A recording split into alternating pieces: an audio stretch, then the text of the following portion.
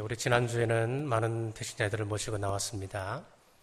그 가운데는 예수님을 영접하신 분도 계실 것이고 아직까지 마음의 결단을 하지 못한 분들도 계실 것입니다. 그리고 우리 가운데는 내 힘으로 해결하지 못할 문제를 끌어안고 고민하는 분들도 이 자리에 있을 것입니다. 자, 오늘 시편 23편 1절을 통하여서 왜 우리가 예수님을 목자로 인정하고 살아야 되는지 목자의 의미라고 하는 제목으로 하나님의 말씀을 선포하겠습니다. 자, 첫째, 우리 인간의 실존은 염려와 제약으로 가득 차 있습니다. 시편 90편 10절에 보면은 우리의 연수는 70이요 강건하면 80이라도 그 연수의 자랑은 수고와 슬픔뿐이요 신속희간이 우리가 날아가나이다. 우리는 많은 염려와 걱정거리로 우리의 마음은 위축되어 있습니다. 만나는 사람들마다 대화 내용이 요즘 사업은 어떠냐, 그리고 다니는 직장은 안전하냐, 잘릴 가능성은 없느냐 걱정을 합니다. 자, 지난주에 미래학자인 공병호 박사님을 모시고 우리 교회에서 강연회가 있었습니다. 그 강연회 중에 이런 내용이 있었습니다. 우리 대한민국이 앞으로 정말 정신을 차리지 아니하면은 앞으로 큰 위기가 올 수 있다고 하는 내용입니다. 우리나라는 중국 의존도가 높은데 이 중국 경제는 관치 경영을 합니다. 그래서 이런 관치 경영을 하는 나라는 언젠가는 반드시 한 번은 구조 조정이 오게 되어 있답니다. 지금이 바로 중국이 그 시기입니다. 중국에 대한 의존도가 높기 때문에 중국의 경제 성장률이 떨어지면서 우리 대한민국이 직격탄을 맞고 있다고 하는 겁니다. 가까운 울산을 보면은 울산의 경제는 자동차, 석유화학, 조선입니다. 2011년도에 정점을 찍고 2015년도에 마이너스 37%였다는 겁니다. 자, 이런저런 이야기를 듣고 보면 우리는 염려 속에 빠져들 수밖에 없습니다. 차를 타고 가다가 누가 손을 들면은 그 사람을 도와줘야 되는데 어떤 봉변을 당할 줄 몰라서 우리는 그냥 지나쳐버리고 말아야 하는 그런 시기를 살아갑니다. 또 요즘은 모르는 사람보다는 혈연이 더 무섭다고 그럽니다. 요구르트 하나를 줘도 이거 마셔야 되는지 말아야 되는지 고민하고 마셔야 되는 그런 시대를 살아갑니다. 젊은이들에게는 결혼 문제, 진학 문제, 직장 문제로 또 고민합니다. 무엇보다도 가장 큰 염려는 우리의 건강입니다. 몸이 아파서 병원에 찾아갈 때 여러분들의 마음은 어떻던가요? 혹시 큰 불치병은 아닌가 우리는 우려할 만큼 우리는 불안한 시대를 살아가고 있습니다. 자, 그런데 미국의 모 대학 심리학팀이 걱정들 가운데 진짜 염려해야 될 걱정은 얼마인가 조사를 했습니다. 그랬더니만 40%는 일어날 가능성이 거의 없는 문제를 붙들고 염려하더라고 하는 것입니다.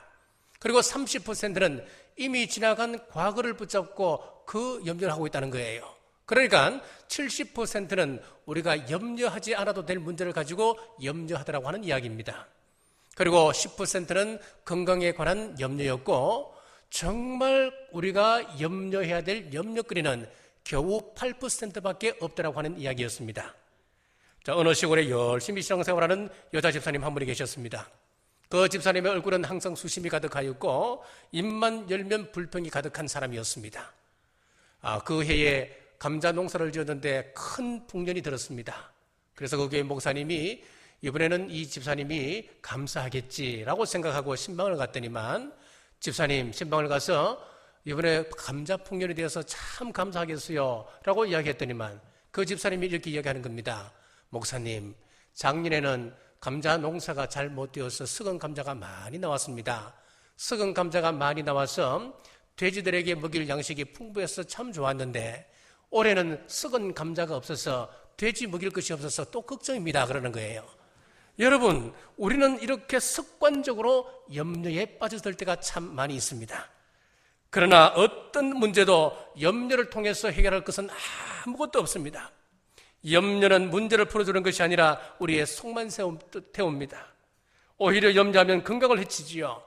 고혈압과 저혈압, 그리고 위장병, 관절염, 신경통, 시력장애 전부 다 염려에서 오는 병들입니다. 뼈에 관한 병들도 대부분 염려에서 온다고 그럽니다. 그래서 잠언 17장 21절에 보면은 마음의 즐거움은 양약이라도 심령의 근심은 뼈를 마르게 하느니라. 염려는 우리의 건강을 해칠 뿐입니다. 그러므로 우리는 염려로부터 우리 마음을 지키셔야 됩니다. 또 하나는 죄악으로부터 자유로울 수 없는 존재입니다. 하나님께서 직접 창조하셨던 아담도 죄악으로 인하여서 에덴 동산에서 쫓아내셨습니다. 죄악은 우리의 행복을 빼앗아갑니다. 죄는 하나님과의 관계를 끊어놓습니다. 그래서 죄를 고백하지 아니하면 우리 마음속에는 평안이 없습니다. 마음의 기쁨을 상실하게 됩니다. 자, 슈퍼마켓에 가서 우유를 하나 사더라도 제일 먼저 무엇을 살핍니까? 며칠 날 이것이 만들어졌는지 그것부터 마시고 우유를 사지 않습니까? 신선도를 따진다는 이야기입니다. 하물며 우리가 죄를 품고 하루 이틀을 지난다면 벌써 영적인 신선도가 떨어집니다. 그리고 이것을 오래 두게 되면 둔감해집니다. 예수님을 믿고 우리가 신앙생활을 하면서 오는 여러 가지 신앙적인 문제, 환경적인 문제를 바라보고 여러분들은 이것이 왜 나에게 찾아왔는지 고민할 때가 있지 않습니까? 우리 신앙인들은 이 문제가 찾아왔을 때에 먼저 나를 돌아볼 수 있는 영적 센서가 작동할 수 있어야 됩니다. 이것은 예방 차원에서 하나님께서 지금 기도하라고 우리에게 사인을 주는 것이구나. 경고등이다. 아니면 이것은 죄 때문에 지금 하나님께서 회개하라고 채찍을 내리치시는 것이구나. 캐치할 수 있어야 되는데 지금 우리 센서가 너무 둔감해졌습니다. 이 센서 기능을 마비시켜버렸습니다, 사탄이. 요즘은 건물들마다 연기가 올라오면은 자동적으로 소방 시스템이 돌아갑니다. 그리고 건물을 지을 때 이 소방 시스템은 반드시 들어가야 됩니다. 여의도의 한 빌딩에 이 소방 시스템이 굉장히 민감했답니다. 담배 연기만 조금 올라가도 이 소방 시스템이 작동을 하여서 막 그냥 물을 뿌리는 겁니다. 그러니까 이 건물주 입장에서 보니까 이게 굉장히 큰 문제거든요. 그래서 여기다가 철사로 막아버렸습니다. 화재가 일어났습니다. 이 소방 시스템이 작동하지 않아서 스프링 쿨러가 돌아가지는 않는 겁니다. 그래서 이 건물이 전소되었다고 하는 그런 이야기지요. 오늘 세상 사람의 양심 구조가 그렇게 되어 있습니다. 하도 험악한 죄들을 많이 짓고 끔찍한 일들을 많이 보다 보니까 양심과 영적 센서가 마비되어 버려서 죄를 모르는 겁니다. 지금 이것이 나쁜 짓인지도 모르고 죄를 짓다라고 하는 겁니다. 그럼 이 죄가 어디서부터 시작되었을까요? 우리의 생각으로부터 출발합니다. 야고보서 1장 15절 말씀해 보시면은 욕심이 잉태한 적 죄를 낳고 죄가 장성한 적 사망을 낳느니라 라고 했습니다. 자, 잉태라고 하는 말은 무슨 말입니까? 남자에게서 정자가 한 2억 마리가 나간답니다. 그러면 그 가운데 난자와 수정하는 그 정자는 딱 한 마리입니다. 나머지는 그렇게 많아도 다 사라져 버리는 겁니다. 마찬가지로 우리에게 수많은 생각이 떠오를 수 있습니다. 우리의 욕망, 우리의 탐심, 우리의 욕심, 분노 일어납니다. 2억 개가 넘는 생각이 일어난다 하더라도 그것이 문제가 되지 않습니다. 그것은 우리에게서 다 사라져버리고 가는 바람과 같은 것이에요. 그러나 그 가운데 내가 하나를 잡게 되면 그것이 나에게 착상이 되고 잉태가 되는다는 이야기예요. 잉태가 되면 자라기 시작합니다. 죄가 잉태되면 어떻게 됩니까? 장성하게 되어진다 그랬지 않습니까? 그것이 문제가 되는 거예요. 이것이 커지게 되면 사망에 이르게 되는 겁니다. 일본은 없다라고 하는 책을 보면은 일본 여자들은 남편에게 대해서 가슴에 칼을 품고 마음으로 칼을 품고 살아간답니다. 은퇴하기만 해봐라. 퇴직하기만 해봐라. 그리고 참으며 살아간다는 거예요. 은퇴하기 전에 이혼을 하게 되면은 위자료를 얼마 받지 못하고 가야 되거든요. 그래서 은퇴하기 전에는 남편이 새벽 2시에 남자친구를 데리고 와도 그 옆에서 다소곳이 앉아서 술을 채워주고 다소곳하게 한다는 거예요. 아무런 불평 내색하지 않는다는 겁니다. 그런데 은퇴하고 퇴직금을 많이 받아보면 위자료 많이 받아서 떠나가는 여자들이 그렇게 많다는 겁니다. 이렇게 가슴에 핏줄을 품고 사는 사람들이 너무 많습니다. 이거 풀어지지 아니하면 우리의 영적 신선도가 떨어집니다. 하나님의 말씀을 듣고도 깨달을 수가 없습니다. 성경을 펴서 읽어도 나에게 부딪힘이 없습니다. 잠만 오는 거예요. 그래서 어떤 사람은 그런 이야기를 합니다. 잠 안 올 때는 성경 피우면 잠 온다. 예? 성경은 수면제다. 그렇게 이야기하는 거죠. 여러분, 이것은 영적 센스가 마비됐다는 이야기입니다. 마귀가 가룟 유다의 가슴 속에 예수님을 팔 생각을 넣었다 그랬습니다. 유다는 생각을 막지 못했기 때문에 비참한 처우를 맞이했습니다. 그래서 우리 생각은 굉장히 중요합니다. 우리 마음을 지키는 것이 중요합니다. 여러분, 우리 생각을 지키십시오. 늘 말씀에 비추어서 지금 내 센스가 정상적으로 작동하고 있는지 여러분 점검해 보십시오.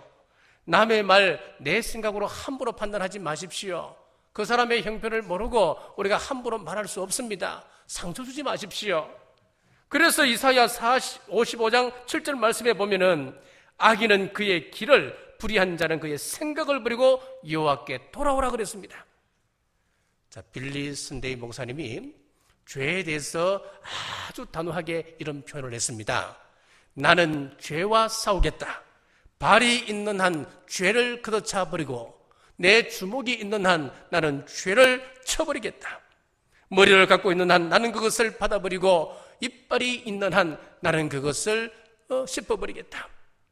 혹 내가 늙어서 주먹도 발도 머리도 이빨도 힘이 없어지면 영광의 내 집으로 돌아갈 때까지 나는 내 잇몸으로라도 죄를 짓이겨 주겠다 라고 그는 죄에 대하여서 단호하게 이렇게 결단했습니다. 사랑하는 남부가족 여러분, 여러분 죄에 대해서 단호하게 결단하십시오. 내가 죄와 싸우리라 결단하고 행하면 우리 성령님께서 여러분들을 도와주십니다. 창세기 4장 7절에 보면 하나님은 가인에게 내가 선을 행하면 어찌 낯을 들지 못하겠느냐. 선을 행하지 아니하면 죄가 문 앞에 엎드려 있느니라. 죄가 너를 원하나 너는 죄를 다스릴지니라 라고 말씀하셨습니다. 마귀는 우리 마음을 장악하고 끊임없이 근심하게 하지만은 죄를 다스리시는 우리 남북의 온 권속들 되시길 주님의 이름으로 축복합니다. 목자의 의미 두 번째는 여호와가 인생의 목자 되십니다. 1절 말씀을 보십시오. 여호와는 나의 목자시니 내게 부족함이 없으리로다. 우리가 부족함 없는 인생을 사는 것은 환경이 바뀌어서 월급이 올라서 부부 관계에 문제가 해결되어서가 아니라 여호와께서 내게 목자 되시기 때문에 내게 부족함이 없다라고 성경은 말씀합니다. 필립 켈러가 쓴 양과 목자라고 하는 책을 보면은 양과 목자의 관계에 대해서 아주 세밀하게 기록을 하고 있습니다. 목자는 양의 필요를 채워주는 존재입니다. 먹을 것, 쉴 것, 가장 기본적인 요소들을 채워줘야 됩니다. 중동 지역은 사막기후라서 땅이 메마르고 물이 귀한 지역입니다. 목자는 불빛 같은 태양열로부터 양들을 지키기 위하여서 이동을 잘 시켜줘야 됩니다. 만약 동물들이 양을 공격한다면 목숨을 걸고 양을 지켜줘야 됩니다. 가시덤불을 이용하여 우리를 짓거나 아니면 돌을 이용하여서 임시 대피소를 만들어 주어야 합니다. 그래야 늙은 양이나 어린 새끼들이 안식처를 얻을 수가 있습니다. 양들이 얼마나 어리석었냐 하면은 자기가 늘 뜯어먹는 풀이라 할지라도 이것이 먹는 목초인지 먹을 수 없는 독초인지 그것 분간조차 할 수 없기 때문에 그것조차도 목자가 알려줘야 된다는 겁니다. 자, 그리고 개는 집을 떠나면 수백 리길도 찾아올 수 있는 능력이 있습니다. 그리고 소도 자기 외양간을 잘 찾아갑니다. 어떤 경우에는 벌의 눈을 떼버려도 벌은 자기 집을 찾아가는 능력이 있다고 그럽니다. 그러나 이 양은 모퉁이만 살짝 돌려놓아도 자기 집을 찾아갈 수가 없답니다. 병이 나면 고쳐줘야 됩니다. 문제가 생겼을 때는 그 문제를 풀어주는 것이 목자의 역할입니다. 그래서 사도 바울은 빌립보서 4장 19절 말씀에서 나의 하나님이 그리스도 예수 안에서 영광 가운데 그 풍성한 대로 너희 모든 설 것을 채우시리라. 인생의 목자 되신 여호와 하나님께서 우리의 필요를 채우신다 말씀합니다. 우리의 필요를 채우신다 그랬지 우리의 욕심을 채운다는 것이 아닙니다. 우리의 쓸 것을 채우시겠다 주님 약속하셨습니다. 불행의 많은 경우가 우리 인간의 과욕 때문에 오는 것 아시지 않습니까? 그래서 만약에 우리가 원하는 대로 다 채워주신다고 한다면 우리는 이 세상에서 가장 교만한 사람이 되고 말았을 것입니다. 자, 강남의 어떤 고등학교가 시작될 때에 그 학교 이사장이 교장 선생님에게 특별 지시를 했습니다. 우리 학교를 한국 최고의 명문 고등학교로 만들어라. 그래서 선생님을 뽑는데 엘리트 코스를 밟은 선생님들을 다 뽑아 채용했습니다. 그런데 학교 학생들 성적이 오르지를 않는 겁니다. 이상한 일입니다. 그래서 컨설팅을 받아보았더니만 선생님들이 문제라고 하는 것이었습니다. 이 선생님들은 실패 없이 엘리트 코스만 밟아왔기 때문에 실패를 모르는 겁니다. 실패한 사람들의 마음을 읽을 줄을 모릅니다. 그래서 한번 가르쳐주고 그 다음 문제를 풀지 못하면은 구박을 하기 시작하는 거예요. 아이고 이놈들아, 니는 돌이다 돌. 이것도 몸푸냐? 내가 조금 전에 가르쳐줬잖아. 니는 머리를 폼으로 달고 다니냐? 맨날 인격 모독하고 이 아이들을 구박하고 이 아이들을 그냥 질책만 하니까 이 아이들이 기가 죽는 겁니다. 그래서 새롭게 선생님들을 채용하는데 이분들을 다 내보내고 채용하는 조건이 그렇습니다. 일단 재수하신 분, 그리고 두 번째 더 좋은 것은 삼수나 사수 하신 분들을 우선 채용. 그랬더니만 이 사람들이 선생님이 되니까 이 아이들이 태도가 달라지기 시작하는 거예요. 아이들 성적이 막 쑥쑥 오르기 시작하는 거예요. 한번 경험하고 실패의 경험을 했던 이 사람들이 아이들 마음을 너무너무 잘 이해를 해주는 겁니다. 야, 괜찮다. 이거 한번 실패는 병가지 상사다. 다시 한번 풀어보자. 자기가 실패했기 때문에 그 아이들 마음을 이해해 주니까 아이들이 좋아지기 시작하다는 거예요. 자, 여기서 부족함이 없다라고 하는 이 말은 우리의 소원과 우리의 욕심이 다 채워졌다 그런 이야기가 아니에요. 하나님이 나의 목자 되셔서 어디로 인도하시든 간에 내가 그분의 주권을 인정하고 그분에게 항복하게 되면 그분이 나에게 부족함 없이 채워주신다 말씀입니다. 사랑하는 남부가족 여러분, 영혼의 목자 되신 우리 하나님 인정하시길 바랍니다. 영혼의 목자 되신 우리 주님을 신뢰하시는 여러분 되시길 주님의 이름으로 축복합니다. 여호와의 목자됨의 의미 세 번째는 우리가 양임을 말씀하고 있습니다. 1절 말씀 제가 다시 한번 읽습니다. 여호와는 나의 목자시니 내게 부족함이 없으리로다. 여기 보면 하나님을 목자로 말씀하고 있습니다. 하나님을 목자로 말씀하고 있다면 다른 말로 우리는 양이라고 하는 이야기입니다. 우리는 다윗의 이 고백을 통해서 우리 인간의 지혜와 능력이 얼마나 하나님 앞에서 초라한 것인가를 깨달아야 됩니다. 다윗은 여러 방면에서 뛰어난 분이었습니다. 그는 노래와 또 악기를 잘 다루는 솜씨가 있었습니다. 시편을 보면 그는 대단한 영성을 가지고 있는 사람이었습니다. 선지자들보다도 더 뛰어난 영성을 가지고 있었습니다. 그리고 문학적인 소질도 탁월한 사람이었습니다. 그의 인물도 잘났습니다. 지략도 뛰어났습니다. 장군으로서 백전백승의 기록을 갖고 있는 사람이었습니다. 그리고 왕으로서도 탁월한 능력을 발휘하여서 지금도 이스라엘 백성들은 다윗 시대의 그 영광을 그리워하고 있습니다. 자, 그런 다윗도 하나님 앞에서 미련한 양이었다 고백하고 있습니다. 하물며 우리가 하나님 앞에서 어떻게 교만할 수 있겠습니까? 교만할 수 없는 존재들입니다. 양이 얼마나 약한 존재인지 보십시오. 근심입니다. 자기 앞에 그밖에 보지를 못합니다. 그래서 쉽게 길을 잃어버립니다. 그리고 다른 동물들처럼 자기를 방어할 수 있는 방어 기제가 없습니다.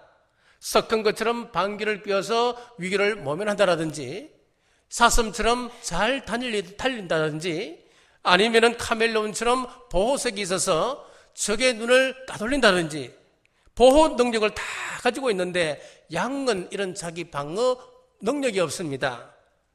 사람도 마찬가지입니다. 자연재해 앞에서 우리는 무방비 상태에 놓여 있습니다. 쓰나미가 밀려오는데 내 몸으로, 온몸으로 막을 수 있습니까? 산사태가 일어나고 있습니다. 막아낼 수가 있습니까? 우박이 떨어집니다. 그 앞에 우리는 무방비로 노출될 수밖에 없습니다. 더더군다나 사탄의 공격 앞에 우리는 무방비 상태입니다. 그러나 이런 양 같은 사람일지라도 이런 양들에게도 하나님께서 좋은 능력 하나를 주셨습니다. 탁월한 능력이 하나 있습니다. 그것은 목자의 음성을 구별할 수 있는 귀를 가지고 있습니다. 터키 초대교회를 찾아서라고 하는 책을 보면은 이런 이야기가 나옵니다. 일행 중에 양의 목소리를 잘 내는 그런 목사님이 있었습니다. 이 목사님이 성지순례를 가서 이 양을 직접 볼 수 있는 그런 기회가 있었습니다. 그래서 목자한테 특별히 부탁했죠. 내가 양 목소리를 잘 내는데 한번 똑같이 당신 소리를 내볼 테니까 양들이 오는지 한번 보자고. 그래 양소리를 내었더니만 양들이 그 소리를 듣고 다 도망을 가버리는 거예요. 그래 이번에는 목자가 입고 있는 겉옷을 빌려 입고 목자가 짚는 그 지팡이를 빌려서 한참 동안 양 앞에서 이제 눈을 이렇게 이제 숙달을 시키는 거예요. 그래서 이제 그 다음 또 양의 목소리를 내었더니만 이번에는 자기 가까이 오지는 않지만은 뭐 자기 할 일들만 하는 거예요. 풀만 뜯고 있는 거예요. 그래서 옆에 있는 목자에게 다시 부탁을 했습니다. 당신이 한번 소리 내보라고. 그랬더니 양이 그 목자의 소리를 기가 막히게 구별해내고는 목자 주위로 몰려오기 시작하는 겁니다. 마찬가지로 우리의 영혼의 목자이신 주님의 음성 들어야 됩니다. 이럴 때 우리는 부족함이 없다. 그 고백을 할 수 있습니다. 이 고백은 목자를 전적으로 신뢰할 때 우리가 할 수 있는 고백입니다. 때로 우리는 행운과 행복을 구분하지 못할 때가 참 많습니다. 혼돈을 합니다. 행운이라고 하는 것은 말 그대로 럭키, 운입니다. 이것은 행복이 될 수 없습니다. 우리가 아무리 큰 행운을 만났다 하더라도 결코 행복할 수는 없습니다. 미국 뉴욕 타임즈 기자가 그에게 복권에 당첨된 사람들 그 이후의 이야기를 묶어서 이렇게 보도한 적이 있습니다. 그들 가운데 단 한 사람도 정상적으로 행복한 사람이 없었다는 겁니다. 갑자기 감당할 수 없는 그에게 주어졌을 때 그들이 제일 먼저 공통적으로 취한 태도가 무엇인 줄 아십니까? 다니던 직장을 그만둡니다. 그리고 호화주택을 매입을 했습니다. 고급 자동차를 샀습니다. 낭비가 시작된 것이죠. 그리고 그 다음 날부터 자기 집 밖에서 일어난 또 하나 새로운 사건이 있습니다. 노숙자들, 그리고 주위에서 기부를 받는 그런 기관들, 또 뭐 자선단체, 이런 단체에 대해서 돈 좀 달라고 하루 아침부터 밤 늦게까지 진치고 움직이지 않는 거예요. 그러나 이 사람 눈이 무서워서 외출을 못하는 겁니다. 안에 있다고 마음이 좋을까요? 전화가 오기 시작합니다. 친척들이 돈을 빌려달라고, 친구들이 돈 좀 빌려달라고 계속해서 전화 오기 때문에 수화기를 올려놓지를 못합니다. 이런저런 이유로 요란 사람들이 많았고, 폐가 망신하여 거지가 된 사람도 있었고, 마약 중독에 빠진 사람, 그리고 자살한 사람도 여럿 있었다라고 보도를 했습니다. 무슨 말씀이냐면 행운이 행복이 아닙니다. 목자이신 예수님의 음성을 들을 수 있는 그 사람, 목자의 음성을 들을 수 있는 귀를 가진 그 사람이 행복한 사람입니다. 이 시간 여러분의 삶을 살펴보십시오. 신명기 33장 29절 말씀해 보시면은 이스라엘이여 너는 행복한 사람이로다 라고 했습니다. 하나님과 함께 하시고 하나님께서 함께 하시고 하나님이 행복한 사람이라고 선언해 주셨다면 우리는 행복한 사람입니다. 지금 이스라엘 사람들의 상황이 어떤 상황입니까? 광야를 행진하는 상황이었습니다. 광야가 얼마나 고통거리가 많은 곳이었습니까? 전후 좌우를 봐도 쉴 곳이 없습니다. 의지할 것 없는 곳입니다. 이런 상황 속에서 하나님의 선언이 무엇이냐면 너는 행복한 사람이다. 너는 망하지 않는 내 백성이다. 하늘 백성이다. 천국 시민권을 가진 너는 행복한 사람이다. 우리 주님께서 선언해 주시기 때문에 우리가 비록 척박한 땅을 지날 때도 있고 절망의 순간을 지날 때도 있지만은 정말 억울하고 원통한 일을 지금 당하고 있다 할지라도 우리 삶을 포기하지 않고 이 세상을 참으며 우리는 묵묵히 걸어가는 겁니다. 제가 만약에 보험에 가입되어 있다면은 어떤 사고를 당했을 때에 제일 먼저 뭘 하겠습니까? 보험 약관을 다시 확인해 보는 겁니다. 그렇지 않습니까? 그리고 얼마나 받을 수 있는지 계산하고 그것을 회사에다가 신청하지 않겠습니까? 성경에는 7천가지가 넘는 하나님의 약속, 언약의 약속이 기록되어 있습니다. 우리가 어떻게 이런 어마어마한 보험을 가입해 놓고도 한 가지도 우리가 신청하지 않는다면 이 약속의 말씀과 나는 아무런 관계가 없는 거예요. 성경은 보험 약관과 같은 것입니다. 하나님께서 내가 이것을 보장해 주겠다 하시면은 우리는 하나님의 신실함에 근거해서 받아내기만 되는 것 아니겠습니까?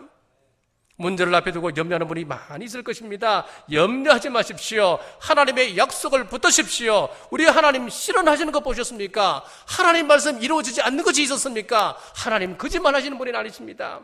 그 약속은 반드시 이루어짐을 믿으시는 여러분 되시길 주의 이름으로 축복합니다. 자, 그렇다면은 우리가 어떻게 하나님을 인정하고 살아갈 수 있겠습니까? 어떤 방법이 있을 거 아니에요. 첫째는 기도하는 것입니다. 요즘 많은 사람들이 부부 갈등 문제로 해결받기 위해서 고민을 하고 있습니다. 그래서 상담가들이나 정신의학자들은 이렇게 이야기합니다. 화가 날 때 화를 내지 말고 화를 말로 표현할 수 있는 그 사람이 건강한 구조다, 그렇게 이야기를 합니다. 짜증날 때 짜증내지 말고 짜증난 것을 말로 표현하고 하는 것이, 그런데 우리는 옛날부터 미덕이 뭡니까? 감정을 감추는 것이 미덕이라 그랬습니다. 속에서 울분이 올라와도 표현할 줄을 모르는 것이 우리 한국 사람들입니다. 그러다 보니까 한이 맺힙니다. 그러다 눌린 것이 한꺼번에 터지면 어떻게 됩니까? 인고 부부라고 그렇게 칭찬이 잦았던 사람들이 어느 날 이혼하고 마는 겁니다. 하나님과의 관계에서도 마찬가지입니다. 얌전하게 아무런 말도 하지 않는 그런 구조가 건강한 구조가 아닙니다. 내 문제를 가지고 하나님 앞에 나와서 하나님 앞에 내 심정을 토로하는 거예요. 하나님 앞에 기도하는 겁니다. 하나님, 이 문제 어떻게 하면 좋겠습니까? 하나님, 너무나 괴롭습니다. 답답합니다. 사람이 싫습니다. 화가 납니다. 꼴도 보기 싫습니다. 억울하고 원통합니다. 하나님 앞에 얘기하라고 하는 거예요. 기도하라고 하는 거예요. 이것이 우리가 하나님을 인정하는 첫 번째 방법입니다. 우리 찬송가 539장에 보면은 너 예수께 조용히 나가 하나님 앞에 짐 내려놓고 기도하라고 하는 그런 내용의 찬송가가 있습니다. 우리 함께 우리 1절 가슴에 손을 얹으시고 이 찬송 한번 불러보겠습니다. 너 예수께 조용히 나가 내 모든 짐 내려놓고 주 십자가 사랑을 믿어 죄사함을 너 받으라. 온몸을 다해서 너 예수께 조용히 나가 내 마음을 쏟아 놓으라. 너로 미리 보시는 주리 거론해. 우리 후렴 다시 부르겠습니다. 우리 주 예수께 조용히 나가 내 마음을 쏟아. 우리 간절하게 부르겠습니다. 너로 미리 보시는 주리 거론회를 베푸시리. 우리 하나님 앞에 여러분의 마음을 내려놓고 기도하는 여러분 되시길 주님 여러분으로 축복합니다. 자, 두 번째 우리가 하나님을 목자로 인정하는 방법은 하나님의 말씀을 약속으로 붙잡는 거예요. 우리가 말씀을 읽거나 말씀을 들을 때에 저 말씀은 나에게 주는 말씀이다. 말씀이 나에게 부딪히며 올 때 그 약속의 말씀을 붙드셔야 됩니다. 우리가 힘들고 어려울 때는 하나님의 약속밖에 없습니다. 환경을 바라보면 좌절할 수밖에 없습니다. 성경에 나타난 제자들 가운데 제일 염려가 많았던 사람이 베드로였습니다. 베드로는 예수님께서 어떤 어려운 일을 당할까 싶어서, 사람들이 예수님을 해코지하고 예수님을 해칠까 싶어서 그의 가슴 속에 늘 칼을 품고 살아갔던 사람이었습니다. 그리고 바다에 예수님 말씀을 받들고 바닷가로 뛰어들어서 바다 위를 걷다가 그 순간 염려와 환경 때문에 바다에 빠졌던 사람이 또 베드로였습니다. 전부 다 보면 염려였습니다. 그랬던 베드로가 베드로전서 5장 7절 말씀에서 신앙의 결론을 어떻게 얻느냐 하면은 너희 염려를 다 주께 맡기라. 이는 제가 너희를 권고하심이라. 염려의 문제는 주권의 문제란 이야기입니다. 내가 내 인생을 책임질 때는 내가 염려해야 됩니다. 그러나 하나님을 나의 목자로 인정하고 살아간다면은 이제는 하나님께서 책임져 주셔야 됩니다. 어린아이가 아버지 어머니를 전적으로 의존한 것과 똑같습니다. 아버지 어머니가 해결해 주시는 겁니다. 저는 제가 신앙이 좋은 사람이라고 어릴 때는 생각을 했었습니다. 저 어릴 때는 하루 종일 새벽부터 밤 늦게까지 교회에서 생활했습니다. 그러면서 스스로 나는 참 믿음이 좋다고 생각했습니다. 그런데 어떤 위기의 순간마다 모든 걱정과 염려는 제가 다 안고 살아가더라니까요. 지금 돌아보니까 좋은 믿음이 아니었습니다. 이것 잘못된 신앙 구조였습니다. 착각하고 좋은 신앙인 것으로 살아가고 알아가고 있었습니다. 현장을 바라보지 아니하고 하나님을 붙잡는 것, 그것이 신앙입니다. 하나님을 목자로 인정하고 하나님을 붙잡게 될 때에 하나님께서 부족함 없이 채워주시겠다 약속해 주셨습니다. 이 약속의 근거에서 우리가 살펴보면 돈이 없다고 행복하지 않은 것 아닙니다. 부부간의 성격 차이 때문에 자식이 공부 잘하지 못하기 때문에 나는 불행하다, 그것이 아닙니다. 하나님을 내 목자로 인정하지 않기 때문에, 내가 맡기지 않기 때문에 우리 삶에는 불안과 염려가 있습니다. 오늘 내 힘으로 이러지도 저러지도 못해서 심한 난관에 부딪힌 사람이 없습니까? 여호와는 나의 목자십니다 고백하시기를 바랍니다. 그러면 내게 부족함이 없으리로다 아름다운 고백을 할 수가 있습니다. 장차 있을 대환란 생각하면 끔찍하지요. 그러나 여호와를 나의 목자로 고백하는 그 사람은 두려움 없습니다. 왜요? 부족함 없이 채워주시겠다고 하는 약속의 말씀이 있기 때문에 그렇습니다. 종말의 때를 살아가는 여러분, 이 시대는 우리 주님 없이는 살아갈 수 없는 시대입니다. 오늘 말씀으로 우리의 신앙을 돌아보고 목자이신 예수님, 오직 예수님 신앙을 굳건히 하는 우리 남북의 온 권속들 되시길 주님의 이름으로 축복합니다. 기도하겠습니다.